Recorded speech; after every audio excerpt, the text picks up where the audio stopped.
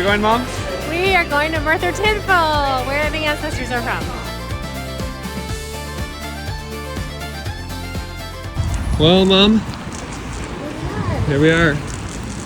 Merthyr Tydfil, otherwise known as the home of dominoes. No way. Oh. I couldn't tell when it crossed. I mean, our ancestors. All right, where are we going? The library. Go to the library so we can go find the records of our ancestors who got married in this town.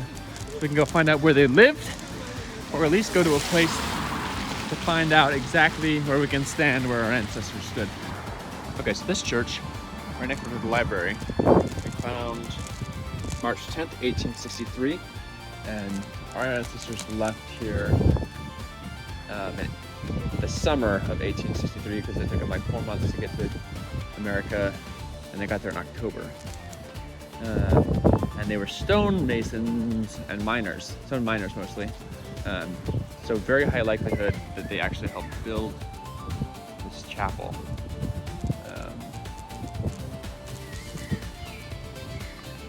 Or at least mine stone. Okay, so Merthyr Tydfil was not this Henry Seymour Berry. Merthyr Tydfil was actually a woman, right? And she was a martyr. Richard Lewis right here also martyred. This is the library we just came from. But the Welsh people were upset with the English because they were treated as second-class citizens, and which is part of why when the Mormon missionaries showed up, they were more popular, because they were not preaching Church of England.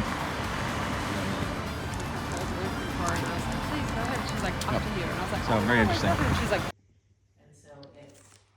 It's over the mountain, this valley. So you have to go around. Well, you got to go over the top.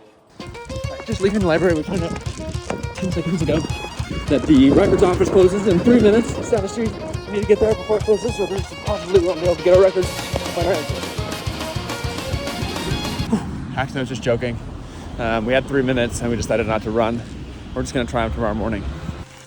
I'm in the upstairs of the library at Merthyr Tydfil, and we've been looking at records. Oh. And there's old records. If you just go around there, it's...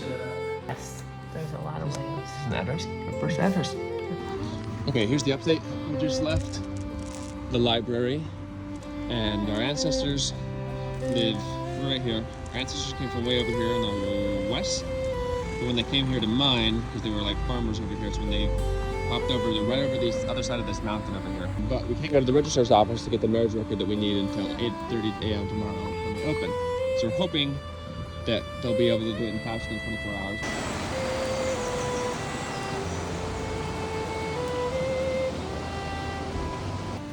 Okay, new plan. We're going back to the library and we're going to go search the records. We decided not to go down and back to get over the mountain because the cemetery there where our ancestors are probably buried is probably like the size of the Salt Lake Cemetery. So it's going to be huge.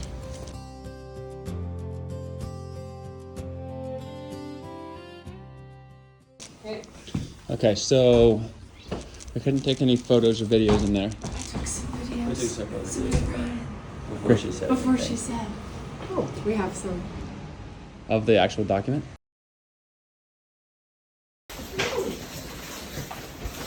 Hi, Susan. 1859. Close enough. It's a leap year. Right. No problem. Thank you very much. Thank you. You want to open it right here? Yes.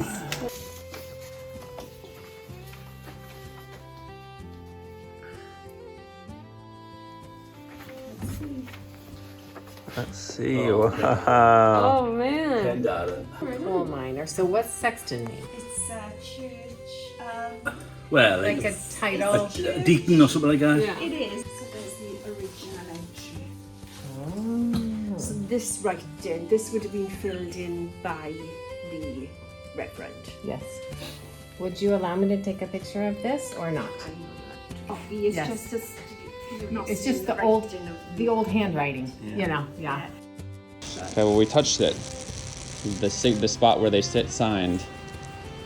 So my hand just touched where their hand touched. Crazy. Isn't that kind of cool? So the plan is now to go back to the library because we found out that one of our ancestors was a sexton in a church. And so if we can go find some religious records, we might be able to find some more information about Ebenezer. Okay, on the original document that was made at the time of the wedding, the only one who was there that knew the names for sure was Richard Moss, who was likely his brother. He has a younger brother, Richard, and Richard wrote Richard Moss, not Richard Morse. And so I had wondered if maybe the preacher that married them had just gotten the name wrong because the husband and wife couldn't read or write, and maybe he just wrote Moss instead of Morse, but Richard wrote Richard Moss. So we now know it's Moss. Yep. And we touched the signatures there. The other ones just had an X. But you know the city. Okay, so we're back looking for the religious records. Ebenezer Evans, who was the sextant.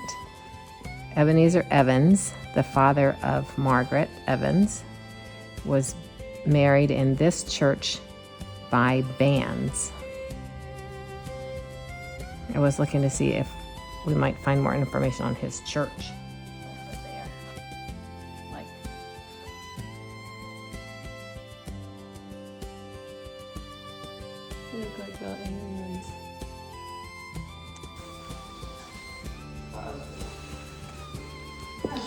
This might have something.